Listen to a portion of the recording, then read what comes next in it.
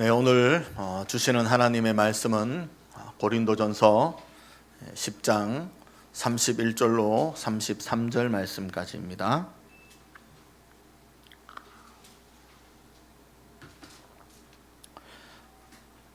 고린도전서 10장 31절로 33절 말씀인데요. 우리 다 같이 한 목소리로 합독해서 읽어가도록 하겠습니다. 함께 읽겠습니다. 그런즉 너희가 먹든지 마시든지 무엇을 하든지 다 하나님의 영광을 위하여 하라.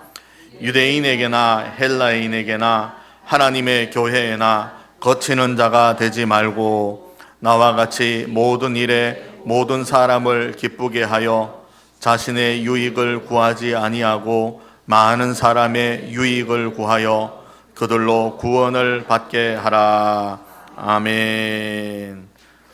우리 함께 앞뒤로 우리 옆으로 우리 함께 인사 나누겠습니다. 예수님의 이름으로 축복합니다. 예수님의 이름으로 사랑합니다. 할렐루야. 네, 우리 김동희 권사님에게 예수님의 이름으로 축복합니다. 네, 할렐루야. 건강이 또 회복이 돼서 함께 예배하고 있습니다. 몇 주간 나오지 못하셨는데 감사해요.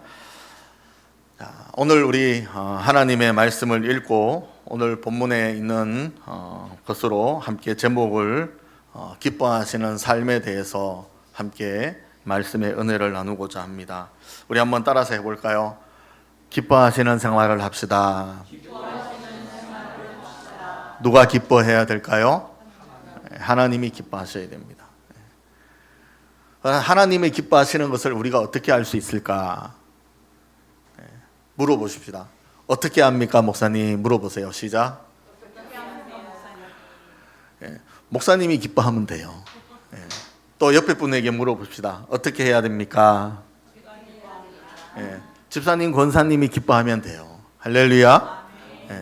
그 옆에 아내, 남편에게 물어보세요. 어떻게 하는 것이 기쁘게 하는 것인가? 남편과 아내가 기뻐하면 하나님이 기뻐하신다라는 겁니다. 할렐루야. 또 자녀들이 기뻐해야 돼요. 또 할아버지 할머니들이 기뻐해야 돼요. 그래야 손주도 손녀도 하나님이 기뻐하시는 거고 할아버지 할머니도 하나님께서 기뻐하시는 그런 살아가는 방법을 하나님께서 기뻐하신다라는 것이에요. 이 시간에 우리가 한 가지의 그 목적을 좀 알 수 있는 말씀이 있는데요. 장로교 헌법 제1문에 보면 사람이 제일 되는 목적이 뭡니까? 라고 질문이 있습니다. 왜 이야기를 하느냐면 웨스트민스터 1조항에 보면 거기에도 사람의 제일 되는 목적은 뭐냐라고 했을 때 하나님을 영화롭게 하는 것과 따라서 합시다. 하나님을 영화롭게 하는 것과 영원토록 그를 즐거워하는 것입니다. 할렐루야. 아멘. 장로교 이 헌법에 이렇게 명시된 것이 1922년에 명시가 됐거든요. 성공회에서 만들어졌습니다. 영국 런던에서 만들어졌죠. 그런데 왜 이 조항이 현대가 아니라 왜 과거에 이렇게 하나님을 영화롭게 해야 되고 다들 즐거워해야 되고 그 하나님이 기뻐하시는 삶으로 살아가야 된다라고 왜 이렇게 했을까요? 그것은 영국의 성도들도 성공회 안에 있는 그 모임 안에서 그 모이는 모든 지도자들과 성도들도 무언가 개혁이 일어나야 되기 때문에 이러한 조항을 만들었었습니다. 그 1922년의 헌법을 중심으로 해서 한국 장로교회의 정치적인 원리나 당시에 미국의 장로교회 헌법으로도 그것을 기초를 해서 만들어 두었지만 우리나라에 들어와서 한국교회의 장로교회 이 법을 만든 것이 바로 좀 더 진보적이고 또 우리 일반의 모든 성도들이 직분자들로 통하여서 더 올바른 제도를 만들어서 성도들도 함께 사역할 수 있도록 만든 것이 바로 우리 한국교회의 헌법입니다. 그래서 이런 장로교회 헌법 1조항에 보면 바로 이렇게 우리에게 기록이 되는 거예요. 사람의 제일 되는 목적이 뭐냐? 성도들이 제일 목적이 뭐여야 되냐? 또 우리 여러분들이 무슨 목적을 가지고 교회 생활을 해야 되느냐? 여러분들의 삶을 살아가야 되느냐? 교회의 일들 말고 여러분들이 생활하는 곳에서 어떻게 살아가야 되는 것이 제일 좋은 목적이 될 수 있느냐라는 것을 이야기를 하는 거예요. 우리 한번 따라서 합시다. 하나님께서 기뻐하시고 우리들도 기뻐하고 할렐루야. 이것이 사람이 제일 되는 목적, 여러분들이 생활하는 것에 대해서 제일 목적이 되어야 된다라는 것을 일러두고 있습니다. 그래서 오늘 본문에는 오늘 저와 여러분들이 읽었던 것처럼 다 하나님의 영광을 위해서 하라라고 말씀을 하는 것입니다. 히브리서 11장 5절에 보면 에녹이 나오는데요. 그 에녹은 하나님이 기뻐하셔서 그가 죽음을 경험하지 아니하고 하나님께서 그 에녹을 들어 올리셨다, 하늘로 올리셨다라고 말씀해요. 오늘 저와 여러분들도 하나님을 기쁘시게 해드린다라면 얼마나 우리 모든 주변에 있는 사람들이 기뻐할까라는 거예요. 따라서 합시다. 사람에게 기쁨이 되지 말고 하나님께 기쁨이 되어야 됩니다. 할렐루야. 아멘. 그래서 오늘 우리 본문에도 우리가 읽었듯이 많은 사람의 유익을 구하고 또 그들로 구원을 받게 해야 된다라는 것을 우리에게 말씀하고 있는 내용입니다. 먼저는 하나님께서 기뻐하시는 삶이 무엇일까? 우리 한번 따라서 합시다. 예배하며 살아가야 됩니다. 할렐루야. 아멘. 오늘 우리 31절에도 보니까 그런즉 너희가 먹든지 마시든지 무엇을 하든지 다 하나님의 영광을 위해서 해라 라고 말씀해요. 이 구절에는 사람의 제일 된 목적, 우리가 살아가면서 제일 된 목적이 뭐가 되어야 될까? 그것은 하나님의 영광을 위해서 사는 것이다. 그러면 하나님의 영광을 위해서 살아가야 되는데 무엇을 해야만 하나님께 영광이 될까? 다르게 우리의 생활로 표현해 보면 예배하는 생활이에요. 오늘 저와 여러분들이 하나님 앞에 예배 드릴 때에 어떠한 마음으로 왔는지, 현재 우리가 어떠한 마음으로 한 시간 동안 예배를 드리고 있는지, 드리고 난 다음에 우리의 생활로 들어가서 우리는 어떠한 예배하는 삶으로 그대로 적용하면서 살아가는지를 알려주는 것이 바로 예배하는 생활이다라는 것을, 예배하면서 살아가야 돼요. 교회에 와서 한 시간만 예배 드리면 된다, 이것이 아니라 드리기 전이나 현재 드리고 있거나 드리고 난 이후의 삶이 하나님께 기뻐하는 모습으로 살아가야 되는 것이 하나님이 원하시는 것이다. 할렐루야. 우리 한번 따라서 합시다. 천국은 예배하는 곳입니다. 오늘 여러분들이 예배 드리고 있는 시간이 천국이어야 되는 것입니다. 할렐루야. 교회에 올 때도 하나님 앞에 예배 드리러도 온다. 내가 천국에 하나님 앞에 예배를 드리는 모습으로 살아가야 된다. 그러면 어떻게 와야 되겠어요? 한 시간 전에 와야 되겠죠. 기뻐하는데 할렐루야 하고 박수치면서 내가 하나님의 천국된 백성으로 하나님 앞에 예배 드리는데, 그러면 11시에 정시 오면 되겠습니까? 그러면 본연의 자신의 마음은 그렇게 기뻐하지 않는 거예요. 한 시간이 무겁거나 부담되거나 불편하거나 예배 드리는 것이 내가 하나님 앞에 감사해서 예배 드리는 것이 아니라 하나님이 예배하라고 했으니까 한 시간 예배 드리는 거예요. 그러면 얼마나 부담되겠어요. 아유, 오늘 또 주일이네. 아유, 아침에 눈을 떠보니까 너무 일찍 눈을 떴네. 내일이 주일이네. 어떻게 해야 되지? 이런 마음으로 우리가 하나님 앞에 나오면 우리의 생활은 천국의 예배가 아닌 것이에요. 달리 또 다른 것으로 표현하면 우리가 예배하는 곳에 하나님의 임재가 있는 것이에요. 할렐루야. 예배하면 하나님이 기뻐하시기 때문에 하나님이 뭐라도 주는 게 아니라 원하는 것도 주고, 할렐루야, 하나님께서 주고 싶은 것도 준다라는 거예요. 그래서 이 예배가 천국인 것이고, 천국은 예배하는 것이고, 여러분들이 앉아있는 여러분의 마음가짐도 이 자리에 있는 것도 천국이다라는 것을 우리에게 설명하는 거예요. 이것이 우리가 하나님께 영광을 돌리는 것이 마땅하다라는 것을 설명할 수가 있는 것입니다. 로마서 12장 1절에도 여러분들이 잘 아시죠? 형제들아, 내가 하나님의 모든 자비하심으로 너희를 권하노니 너희 몸을 하나님이 기뻐하시는 거룩한 산 제물로 드리라. 이는 너희가 드릴 영적인 예배다라고 말씀하는 것입니다. 할렐루야. 그래서 우리의 생활도, 여러분들의 생활의 모든 터전에서도 하나님의 뜻대로 살아가야 되는 것을 설명하는 것이죠. 이만큼 명확하게 설명이 되겠습니까? 우리가 목회자 모임 안에서 우리가 가끔 이런 이야기를 해요. 우리 교회는 아직도 이런 분이 있다. 우리 교회는 아직도 저런 분이 있다. 우리 교회는 아직도 이런 분이 있다. 우리 교회는 아직도 멀었다. 이렇게 얘기하는 분이 있어요. 목회자들이 우리 농담으로 자꾸 이야기해 보면, 그 안에서 헌금을 이렇게 드리면 이렇게 반 접어서 예배 헌금을 이렇게 드리지 않습니까? 이렇게 해서 접어서, 아니면 헌금 봉투에 넣어서.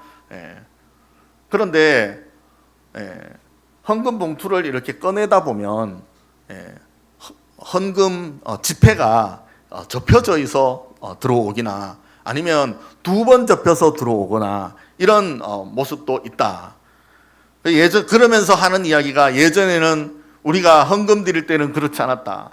다림질도 해야 되고, 두꺼운 책에다가 끼워서 편편하게 빳빳하게 만들어 놓기도 하고, 물도 살짝 뿌려서 그렇게 보관해서, 아니면 은행에서 아예 신권으로 다 빼다가 한 달치를 딱 넣어놔서 빳빳하게 깨끗한 것으로 하나님 앞에 내 정성을 드리고 싶다. 내가 이만큼 하나님 앞에 감사해서 드리는 예물이다.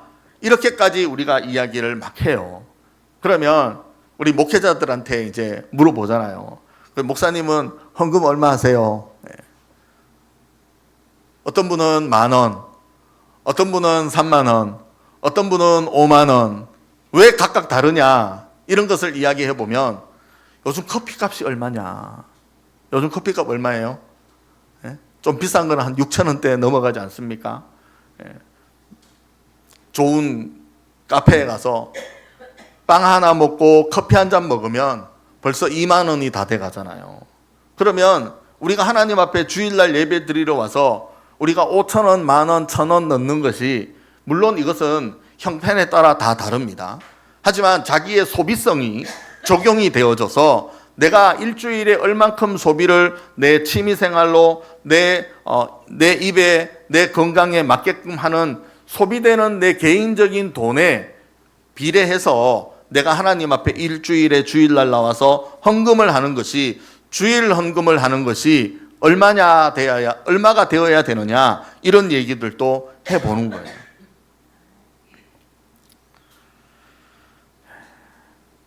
돈 얘기해서 좀 죄송합니다만 우리 성도들의 생활의 패턴, 소비되는 일주일의 금액, 이런 것들도 생각해 보면 우리가 하나님 앞에 헌금 드리는 내 마음, 여러분들이 성경에 나오는 가부가 2렙돈을 드렸다고 하는데, 예수님께서는 그 여인을 바라보시고 전부를 드렸다라고 이야기를 해요.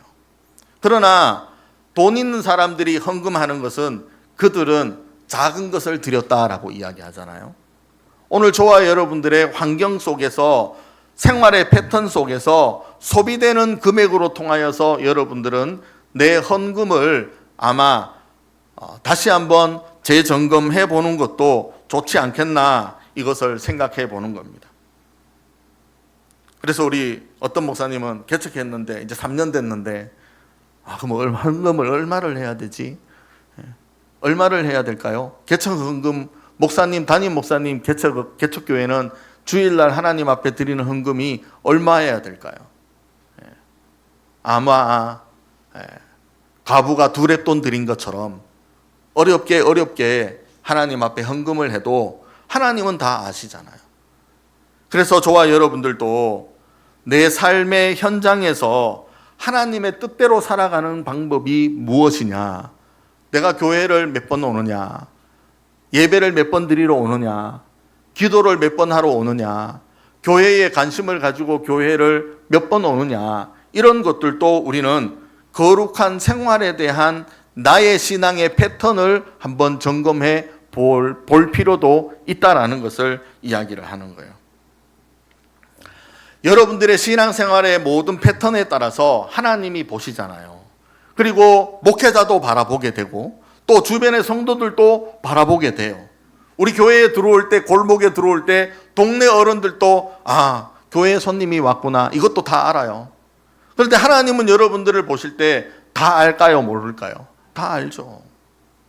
안 믿는 동네 어른들도 차만 들어오면 교회에 차가 들어오네, 교회에 오는 사람의 차가 들어오네, 주차장에 차가 많이 이렇게 되어져 있나 이러면 교회에 오는 손님이 여러 명이 왔구나라는 것도 다 아는 거예요.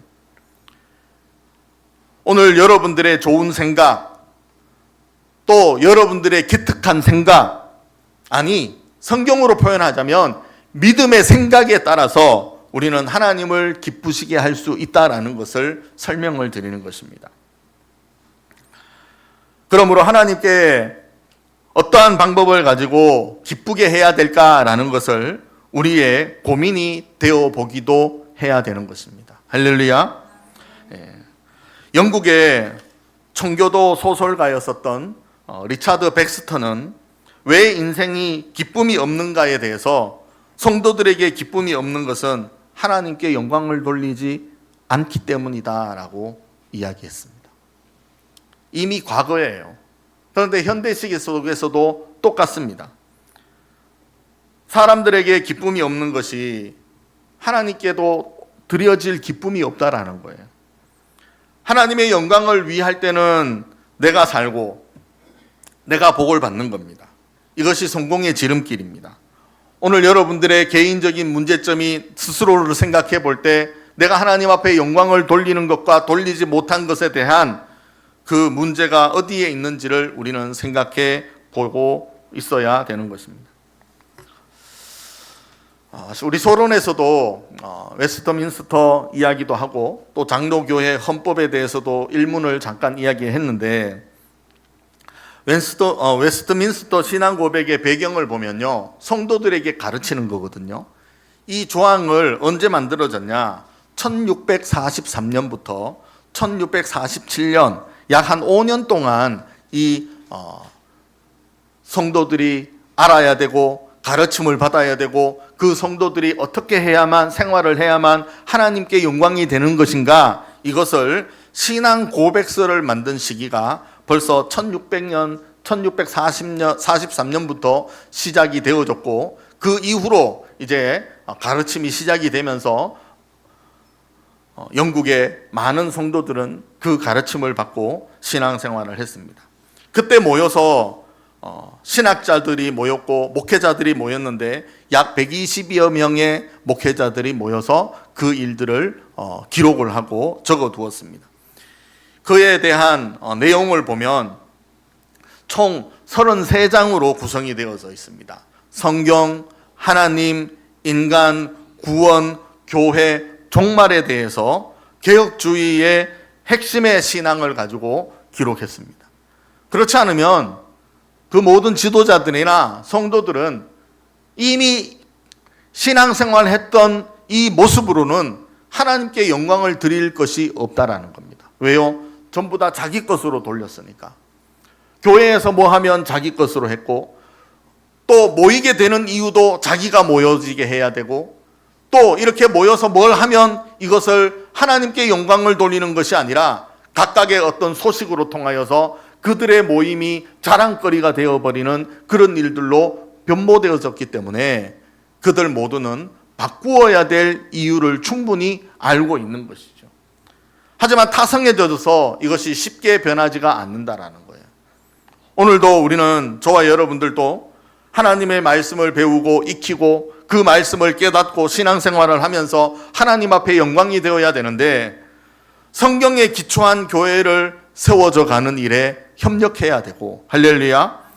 영국 교회의 개혁을 이루기 위해서 그 모든 사람들은 이것을 전부 다 뒤집어 엎는 것처럼 그의 모든 것을 뒤로 하고 새롭게 나아가자라고 하는 그 취지를 가지고 그들은 이런 웨스트민스터 신앙 고백을 기록한 것으로 배워왔었습니다.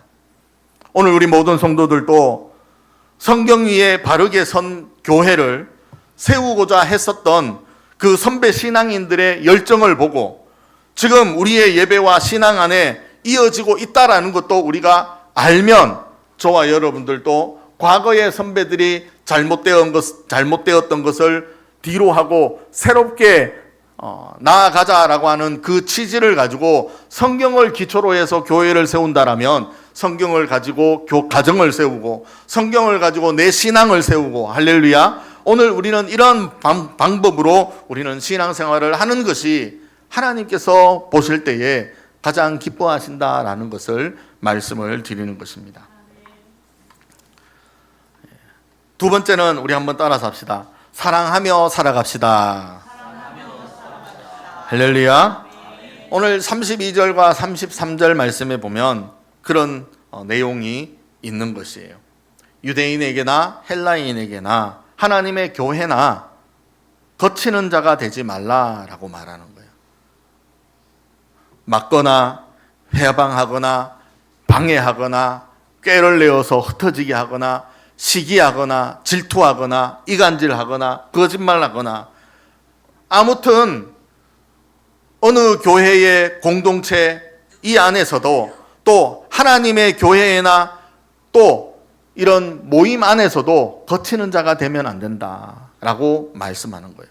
그것과 하나님의 일에 대해서 반대하는 사람이 있으면 안 된다라는 것을 이야기하는 겁니다. 이것이 뭐냐면 나의 유익보다 모든 사람의 유익을 구해야 된다라고 말씀하는 겁니다. 할렐루야. 왜 이렇게 해야 될 이유가 뭐냐면 하나님의 은혜에 감사하면 되는 것입니다. 하나님의 은혜를 알고 있기 때문에 그렇습니다. 하나님의 은혜를 받았기 때문에 그렇습니다.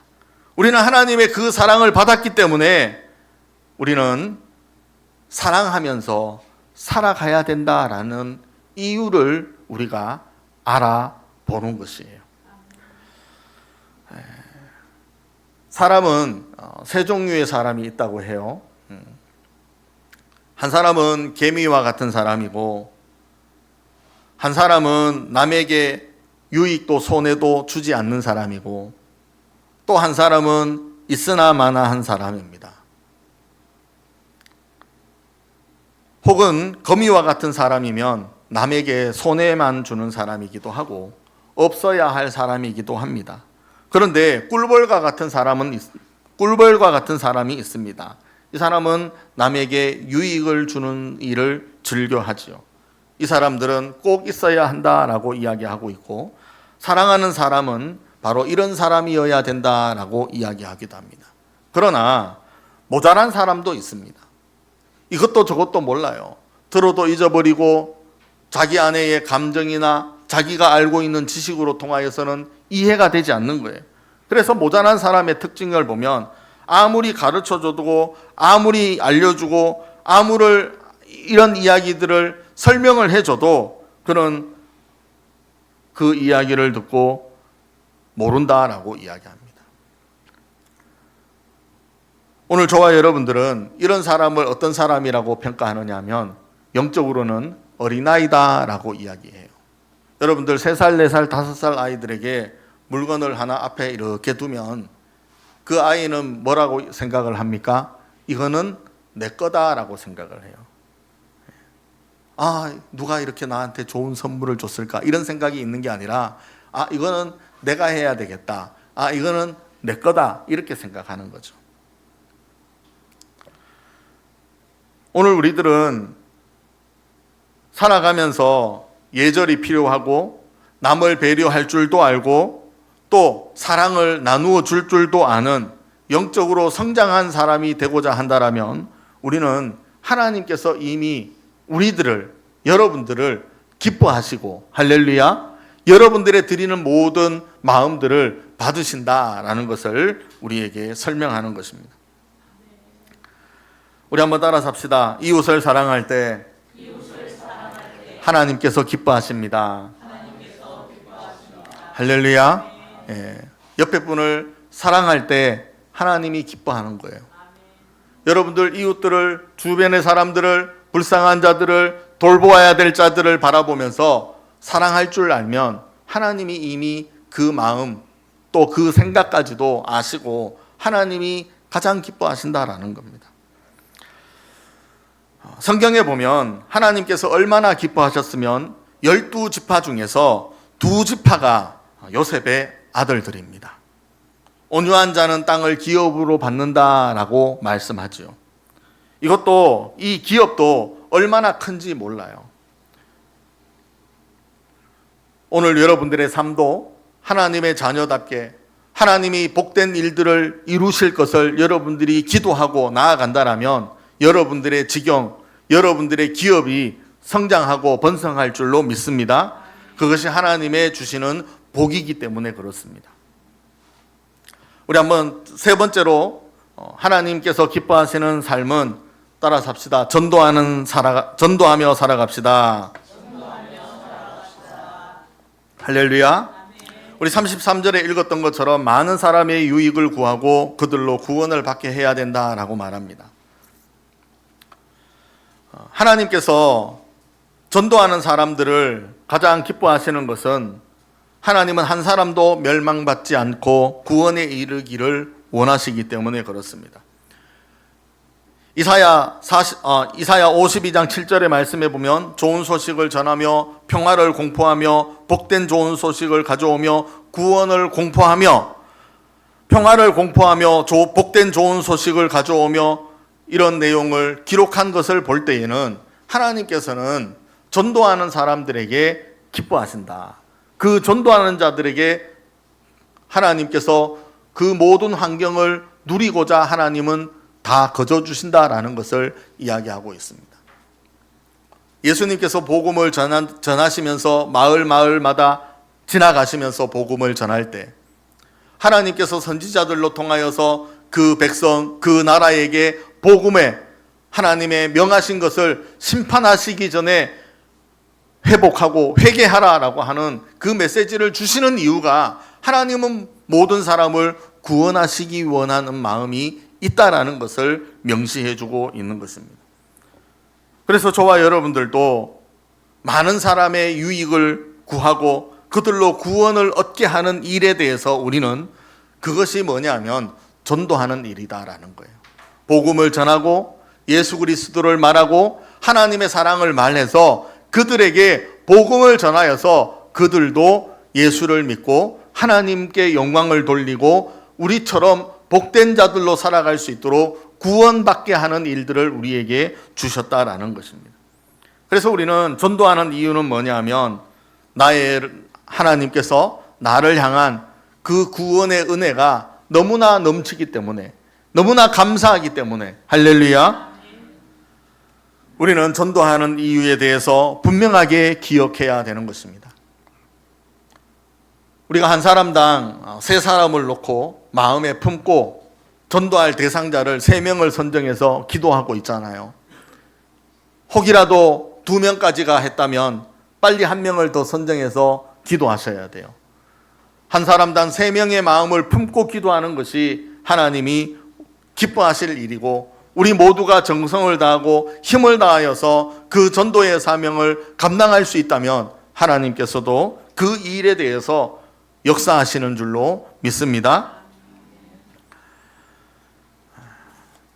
사도 바울은 고린도전서 9장 16절 말씀에 보면 내가 복음을 전할지라도 자랑할 것이 없음은 내가 부득불할 일임이라 만일 복음을 전하지 아니하면 내게 화가 있을 것이다 라고 말씀합니다.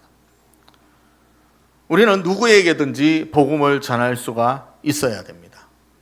물론 내 감정에 따라서 그에게는 전하지 아니하고 다른 이들에게는 전한다 할지라도 그것이 죄가 되는 것이 아니라 현재는 그런 방식이 내 삶에는 이것이 가장 큰 상처이기 때문에 복음을 전하지 못할 뿐이에요.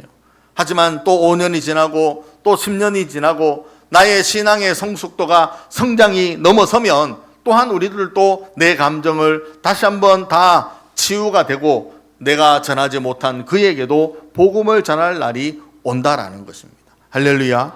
우리는 어떤 사람들은 그 하나의 어떤 감정적인 상처 때문에 다른 모든 사람들에게도 복음을 전할 마음이 사라지고 많은 사람들도 있습니다. 다만 우리 성도들은 한 명이든 10명이든 그 상처받은 사람에게 복음을 전하지 못한다 할지라도 또 이외에 다른 사람들에게는 복음을 전하는 열심 있는 성도들이 되기를 바라고, 또 이후에는 하나님이 여러분들에게 은혜 주셔서 또 그들에게도 구원의 소식이 전할 수 있는 타인으로 통하여 복음이 되어지고 또 다른 교회에서도 복음이 전해지고 언젠가 나에게도 복음이 전해질 수 있는 은혜가 있다면 그때에도 우리는 더 큰 하나님 앞에 감사가 드려지지 않을까 우리는 생각해 보는 것입니다. 로마서 1장 14절에 보면 사도 바울은 헬라인에게나 야만인이나 지혜 있는 자나 어리석인 자에게 내가 빚진 자다라고 말씀하는 거예요. 오늘은 내가 좋은 사람들, 지금의 내 처지는 좋은 사람들에게, 정말 평범한 사람들에게 복음을 전할 수 있는 것도 되지만 전하지 못하는 감정 때문에, 아픔 때문에 전하지 못하는 사람들에게는 빚진 자에게, 누구에게? 예수님에게 빚진 자가 되고 만다라는 것을 우리는 설명해 주고 있는 것입니다. 그래서 우리 모든 성도들도 일반이나 특정한 사람이나 아니면 죄인들에게나 어떤 분들에게 전하지 못하는 일이 있다라면 훗날 전하는 걸로 기억하고 우리는 현재의 일에 충실해서 더 힘찬 신앙생활이 되어가는 우리 성도들이 되시기를 바랍니다. 히브리서 11장 6절 말씀에 보면 믿음이 없이는 하나님을 기쁘시게 하지 못하시나니 라고 말합니다. 하나님께 기쁨이 되지 못하는 것은 오늘 저와 여러분들에게는 오히려 신앙생활에 더 늦은, 신앙생활이 더 저조한 방법으로 살아갈 수밖에 없는 거예요. 그러나 우리는 하나님을 기쁘시게 하는 일에 대해서는 여러분들의 믿음이 중요하다라는 겁니다. 내 마음가짐이 중요하다라는 겁니다. 내 마음가짐의 기본이 하나님의 말씀으로 되어져 있으면 우리는 하나님께 기쁨이 될 수 있는 사람으로 살아갈 수가 있다는 것을 기억하기를 바랍니다. 믿음으로 살되 믿음에 견고히 서서 흔들리지 않는 신앙이 되시기를 바랍니다. 말씀을 정리해 봅니다. 우리 성도들의 삶에 기쁜 일이 넘치시기를 예수님의 이름으로 축원드립니다. 그러기 위해서 하나님을 우리의 생명 다 바쳐서 기쁘시게 할 수 있는 여러분들이 되시기를 바랍니다. 나를 위해서 살면 죽지만 주님을 위해서 살면 살아날 수 있다라는 것입니다. 하나님을 기쁘시게 하면 그것이 성공이고, 할렐루야, 그것이 우리에게는 가장 잘 될 수밖에 없는 일이 된다라는 것으로 형통한 삶을 살아갈 수가 있음을 기억하시기를 바랍니다. 할렐루야. 우리 한번 따라서 합시다. 나만을 위해서 살면 죽지만 주님을 위해서 살면 더 살아납니다.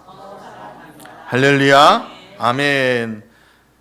오늘 이러한 삶을 다시 한번 기억하고 오늘 기쁘시게 하는 생활, 여러분들이 하나님을 향하여서 기쁘시게 하고 하나님은 이미 여러분들로 통하여서 기쁨을 받았고 영광을 받으셨다라는 것을 다시 한번 기억하고 오늘 우리 모든 성도들의 생활이 매일매일 빛이 나고 할렐루야 윤택한 삶이 되어지시기를 예수님의 이름으로 축원드립니다. 기도하겠습니다. 하나님 아버지 감사합니다. 하나님을 기쁘시게 하는 생활, 가장 복된 생활이 될 줄로 믿습니다. 하나님, 우리가 생명 다 바쳐서 하나님의 일을 위해서 일하고 이것으로 통하여서 하나님이 우리가 더 잘 될 수 있도록 길을 열어주시는 하나님, 오늘 우리는 많은 생활로 통하여서 누리고 살아가지만 하나님께 영광 돌리지 못하는 일들을 생각해보고 헤아려 보면 너무나 작습니다. 하나님, 더욱더 내 삶 속에서 기쁜 일을 하나님께 영광 돌리게 하게 하시고 내 삶 속에서 주님을 위해서 일할 수 있는 복된 삶도 되게 하여 주시옵소서. 주가 주시는 능력으로 일하게 하게 하시고 주가 주시는 사랑으로 일하게 하여 주시옵소서. 감사를 드리며 예수님의 이름으로 기도드립니다. 아멘.